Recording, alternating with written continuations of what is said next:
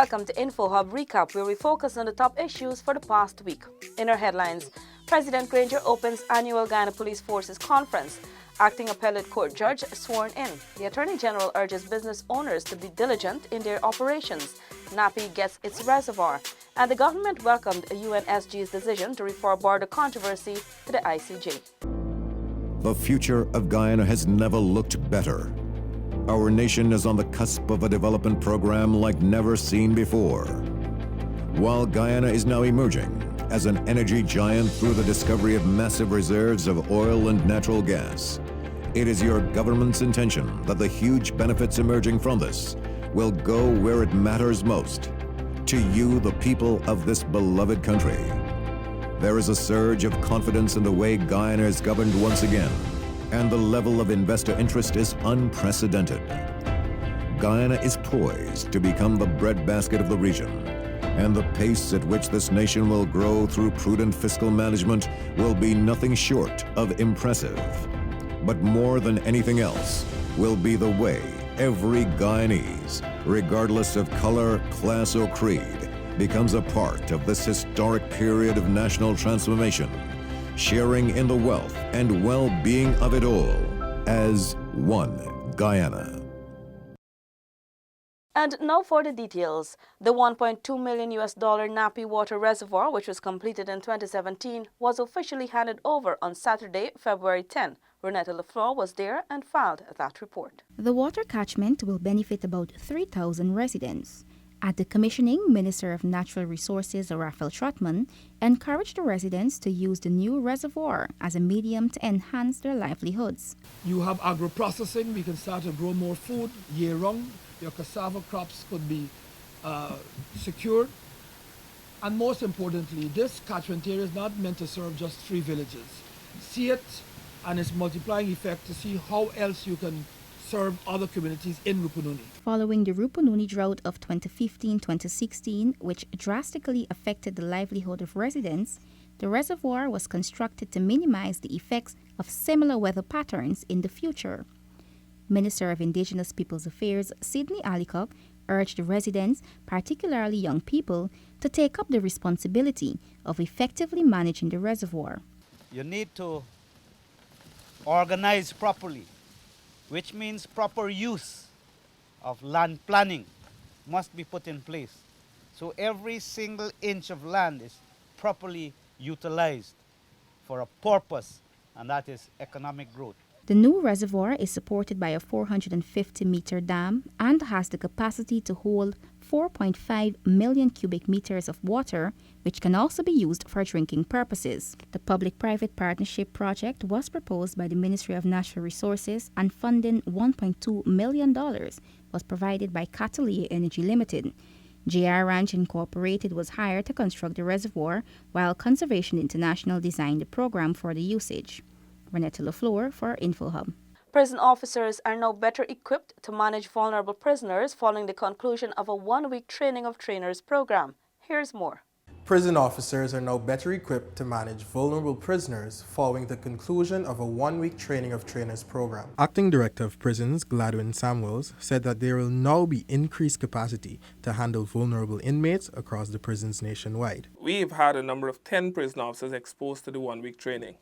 They were drawn from the 5 prison locations. Basically, what that will serve to do is to ensure that capacity is built at all of the locations. Because outside of the 2 ranks that would have received training from each location, they will then go back to the location and offer, impart the knowledge gained to the other staff. While it would not help them to be specialists, at least it will assist them to be able to better identify persons who are deemed to be vulnerable, taking into consideration the various definitions thereof, and have them assign the necessary care that they would need in the prison. Samuels explained that the training is among several interventions agreed upon with the British government for assistance to build capacity within the prison service. Basically, in 2017, negotiations between the British High Commission and the prison service commenced as it relates to ways in which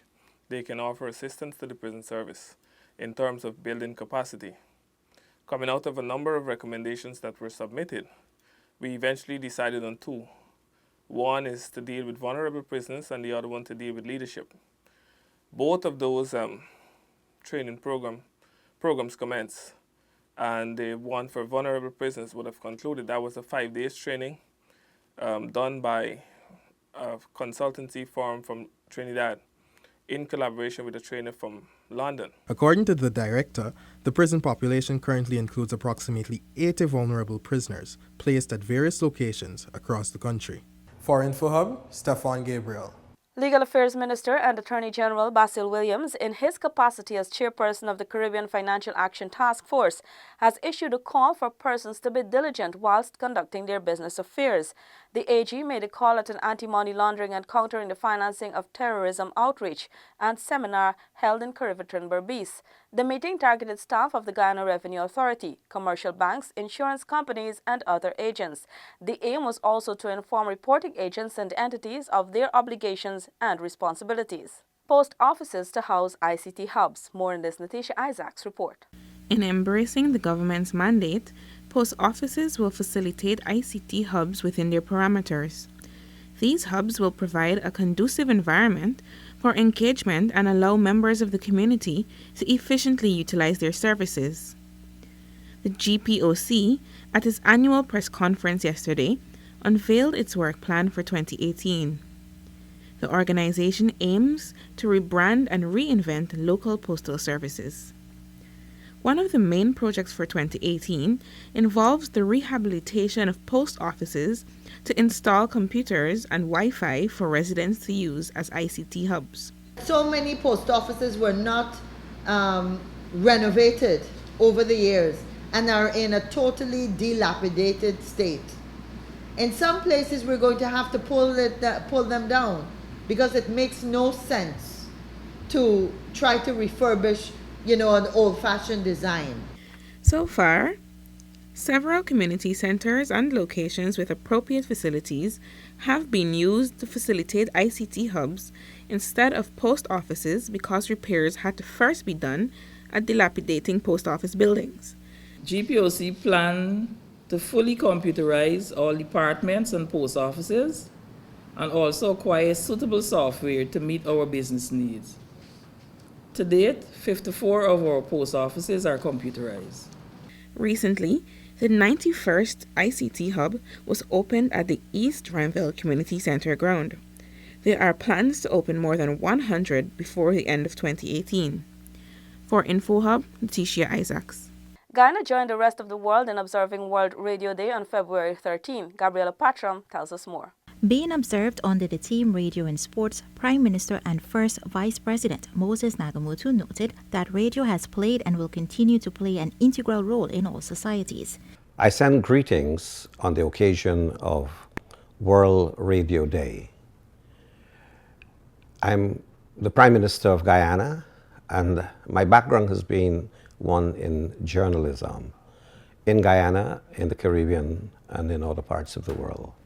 I understand the importance of recognizing radio in the world and the role it plays, particularly in areas of sports and culture.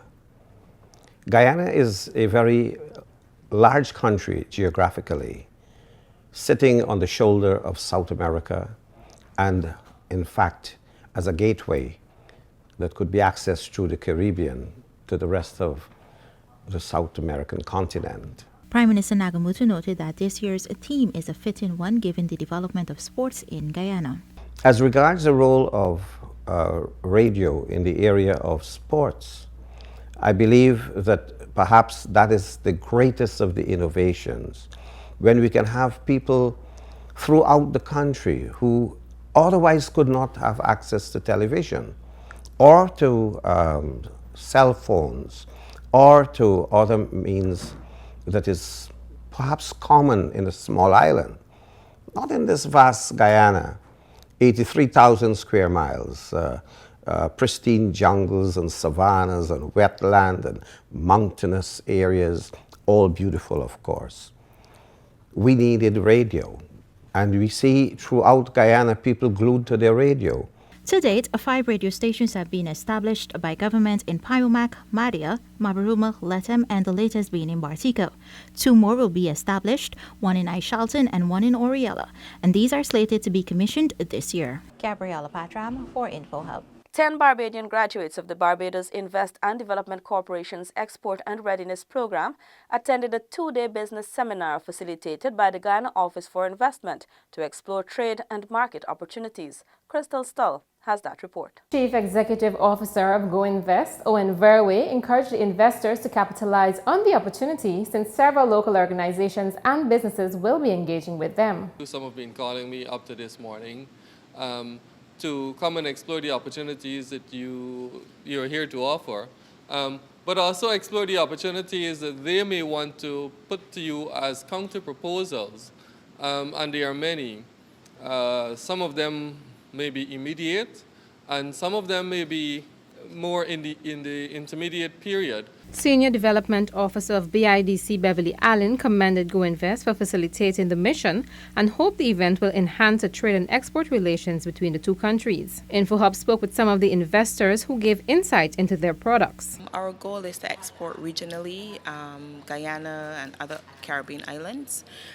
We are a spa and wellness company. I look forward to working opportunities with companies, spas, resorts, individual persons. It's called Sweetheart Sandals, and there are handmade sandals for women, very fashionable. I tend to use very interesting colors when it comes to the leather. I appreciate other people's work and other people's designs, but I think there's space for everyone. BIDC collaborated with Go Invest under a memorandum of understanding which speaks to the exploration of market opportunities and trade between Guyana and Barbados. Crystal Stahl for InfoHub. The Ghana Post Office Corporation plans to unveil a commemorative stamp of former President Dr. Cheddi Jagan on his 100th birth anniversary. More in this report. The Guyana Post Office Corporation is preparing to unveil a commemorative stamp in honor of late Premier and President of Guyana, Cheddi B. Jagan. Recently, we entered into an arrangement with the Cheddi Jagan Research Center to produce a philatelic stamp to commemorate the 100th birth anniversary of our founding president, former president, Dr. Cheddi Jagan. He was one of Guyana's founding leaders and was born on the 22nd of March, 1918. Minister of Public Telecommunications, Catherine Hughes, at the GPOC's annual press conference today, noted that the stamp is being produced and designed by the IGPC. The stamp is being produced and designed by the Intergovernmental Philatelic Corporation located in New Jersey in the USA. The IGPC company has a long-standing relationship with the GPOC and has produced many stamps and related materials over the years. The stamp is slated to be released to the public on March 22, 2018, marking the 100th birth anniversary of the former president. This announcement comes on the heels of the GPOC's new initiatives to foster a better relationship with members of the public. Letitia Isaacs for InfoHub. Minister of Indigenous Peoples Affairs, Sidney Alicock, handed over a minibus to the residents of Moblissa on the Linden-Suizdijk Highway. Zanil Williams has that report. The bus, which is valued at some $5 million, is a fulfillment of a promise made to the Moblissa residents.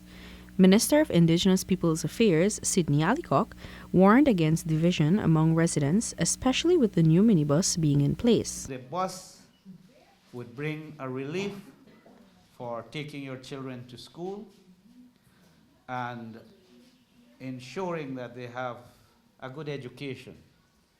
We are also hoping that you would be able to manage the affairs of the bus, and in your own management, whoever it would be the managers would not set up a scheme of fighting against one another, but for fighting for betterment, fighting for proper management. The vehicle will serve a total of 47 school-aged children in Linden and neighboring communities. The minister charged the residents to take full responsibility for the new vehicle, especially in its maintenance. For too long, we have seen a lot of buses, tractors, and expensive machines in communities just bracing up in a corner for the need of 2 screws or a battery, or and they just dump it and they want another one. It can't work like that. It's about management. These things are very costly. It's taxpayers' money, and we expect that we could meet one another halfway. The residents expressed their appreciation and were vocal in their commitment to keeping the vehicle in perfect order. Zanil Williams for InfoHub. On February 12, it was announced that Prime Minister Moses Nagamutu would be undergoing heart bypass surgery in the United States. This was necessary after several abnormalities were discovered during a routine medical checkup locally.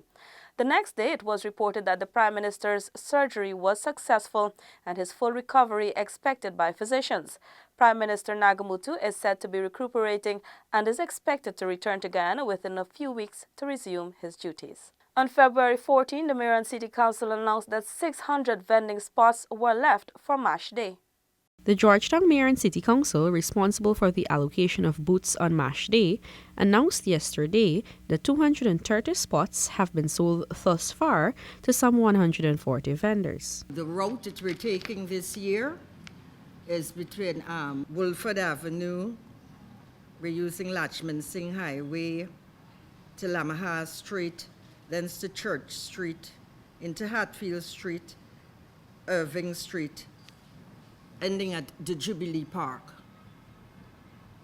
Now, we have sold approximately 230 spots so far, and those were sold to 140 vendors. The Georgetown MNCC MASH coordinator, Floyd Rollins, says the spots in the Square of the Revolution have been filled. He listed the areas with remaining spots. From Bar Street Kitty to Thomas Road, it's $10,000 for allocation spots. From Bar Street to Thomas, it's $10,000. From Thomas Road to Lamaha Street, it's $12,000. And from Lamaha Street to Church Street, it's $15,000. As also what she mentioned, Square of the Revolution has already been filled to capacity in terms of vendors because we are only allocated a small portion of the Square of the Revolution, and they replaced 24 spots for vendors, and all were occupied thus far. On Irving Street, from Church to Forshaw, all the spots were not completely occupied, but because we want to avoid any eventualities on that day, we plan to leave out a few spaces just to ensure some flexibility on that day. The procedure to purchase a vending spot is as follows. Interested persons are required to go on ground and choose a marked spot and submit the spot number to the City Council for approval. The MNCC has awarded the after-MASH cleanup to outside contractors since they want the street cleaning to commence on Saturday, February the 24th from 4 a.m. and hopefully to be completed by 11 a.m. Zanil Williams for InfoHub. Acting Director of Prisons Gladwin Samuels has called on prison officers to recognize the dangers of contraband in prison. The acting director said it is important that custodians understand the dangers in which they place themselves and inmates by engaging in the trade of contraband within the walls of a prison. There have also been instances whereby you're told that prisons would make calls to prisoners' relatives and demanding that they put credit in the phone, especially after they might be granted a 1-minute phone call. The prison need a $500 top-up. There have been some reports of persons being assaulted as a result of their family not being able to put in the credit that is required. So there are a set of spill-off, or a number of spill-off that comes from the illegal activities of both prison officers and prisoners. Samuels explained that while the incentives of such illegal trades seem lucrative, prison officers must exhibit strength of character so that they may avoid the pitfalls of dirty money. We would have seen in 2017 and even before a number of prison officers being prosecuted for their involvement in the smuggling of contraband into the prison. We would have also seen a number of prisoners prosecuted because the sale of contraband is deemed to be a very lucrative business in the prison. Persons will continue to take chances in terms of getting these items in because whatever they can garner from such activities on the road is multiplied by some figure, sometimes 2, probably 3, and even 4 in the prison because of the shortage of supply at times.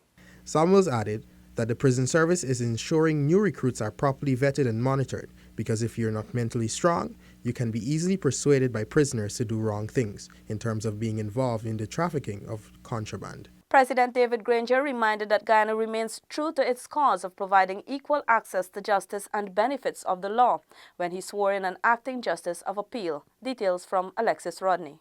Senior Counsel Justice Rafik Thurhan Khan took the oath of office this morning during a simple ceremony held at State House. President Granger said that his administration has been upholding the fundamental human right of protection by the law. Equality before the law can exist only where there is access to the law. The absence of such access deprives citizens of equal protection and benefit of the law. The head of state said an efficient and independent judiciary therefore supports citizens' rights and benefits of the law. He hopes that the appointment of Justice Khan will serve to preserve the rights of all citizens. A full complement of legal officers, of magistrates and judges enables judicial efficiency, ensures that citizens' cases are heard expeditiously, and enhances public confidence in the rule of law.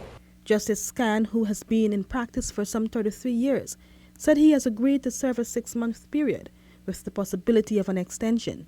He said that his vast experiences in civil and criminal law are what he is bringing to the table. Alexis Rodney for InfoHub.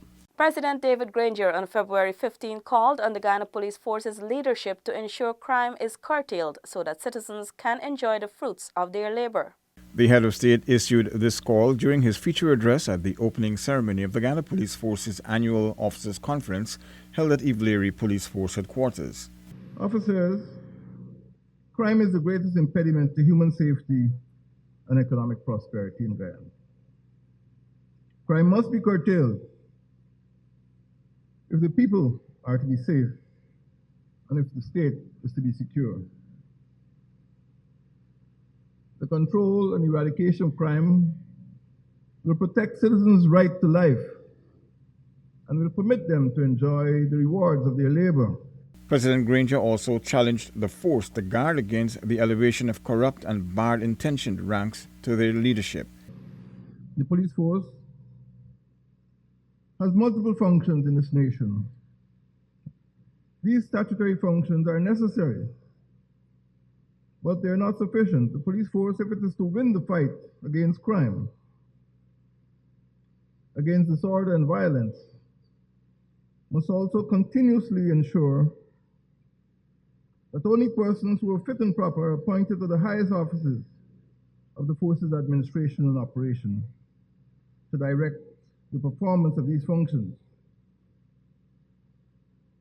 The ancient aphorism, "Fish rots from its head down," suggests that misconduct at the lowest levels of an organization is caused usually by lack of leadership, neglect, or misconduct at the highest levels. Additionally, the president highlighted that the Police Act outlines ranks' roles. He challenged ranks to show commitment and strong character to ensure law and order. The police force can perform these functions effectively only if its members are committed, only if they're competent, and only if they're incorruptible.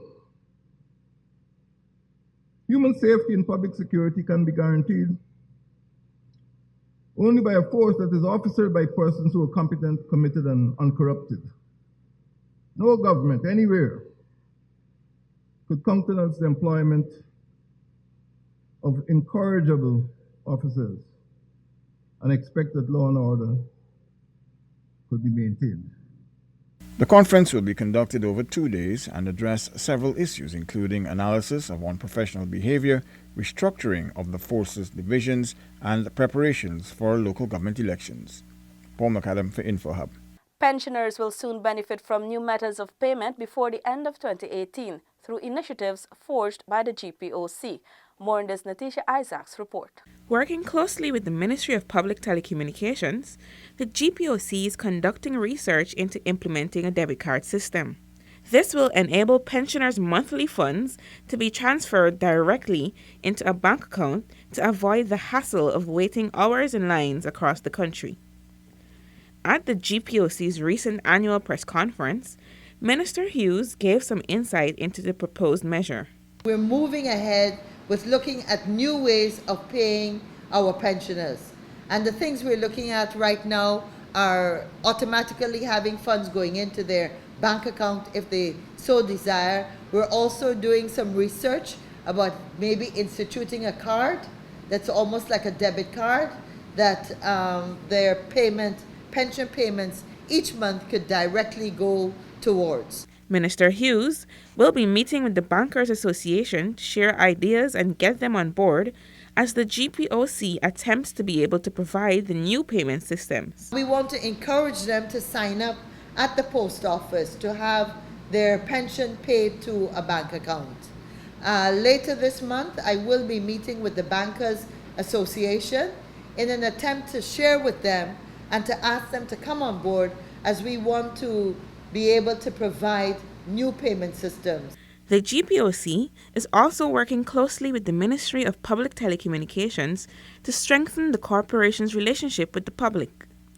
The minister also assured that the ministries are working assiduously to ensure that all their plans are implemented before the end of 2018. For InfoHub, Letitia Isaac. The first round of public hearings of the Commission of Inquiry into the Lindo Creek massacre, set to begin on Thursday, was postponed until further notice because of the absence of witnesses. Alexis Rodney has the details. Chairman of the inquiry, retired Justice Donald Trotman, today informed journalists and special invitees that the Commission was forced to adjourn the hearing because of the lack of witnesses and prerequisites. I have come to let you know that because of the particular circumstances I have mentioned, we will not be having any hearing today, and we would have to adjourn these proceedings until such time as these important prerequisite arrangements have been put in place. Justice Trotman could not share what those prerequisites are, as they are internal matters. However, regarding the lack of witnesses, he said that family members who were expected to appear before the Commission were facing some transportation and other issues. We have been expecting relatives of the deceased whose deaths are being inquired into at Lindo Creek, but some of them have not been able to come, and some may arrive late, and the uncertainty of their presence is one of the factors that would make the hearing possible. The Presidential Commission of Inquiry has been established to inquire into the circumstances surrounding the killings of Cecil Arokiam, Dax Arokiam, Horace Driggs, Bunny Harry, Lancelot Lee, Compton Spears, Nigel Torres, and Clifton Berry Bong on or about the 21st of June 2008, and to report the findings and recommendations to President David Granger. Meanwhile, President David Granger said he remains steadfast in his commitment to bring closure to the unsolved murders. My intention to investigate those deaths has not changed. My government will launch inquiries into the worst massacres which occurred during the Troubles. Alexis Rodney for InfoHub.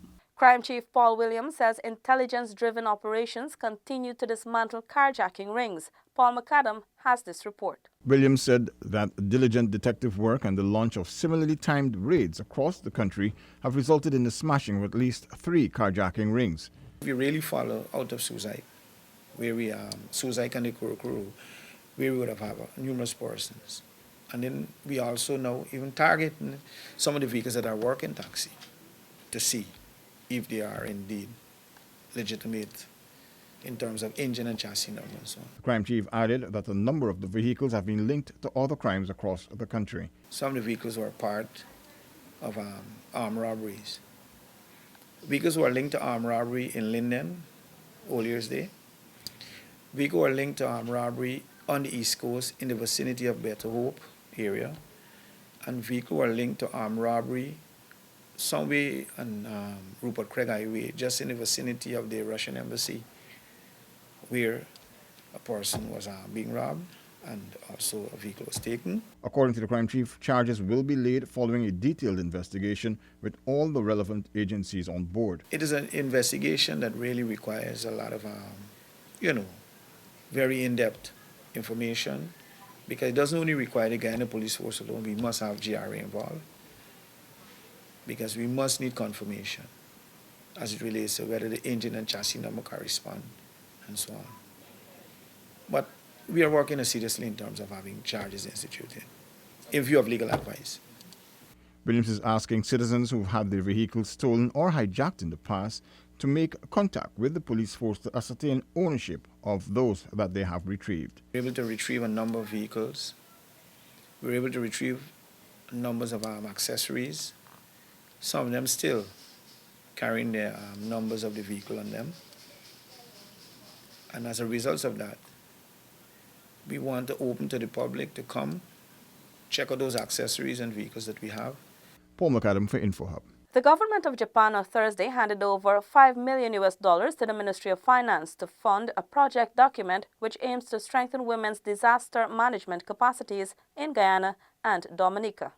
The project, which is designed to last for a 3-year period, will be administered by the United Nations Development Program. Minister of Finance Winston Jordan explained the funds will provide assistance to persons affected by climate-related issues, especially those in the hinterland regions. The project will focus primarily on women, whom perhaps are the most vulnerable section of the population that are exposed during droughts, floods, hurricanes, and other severe weather conditions.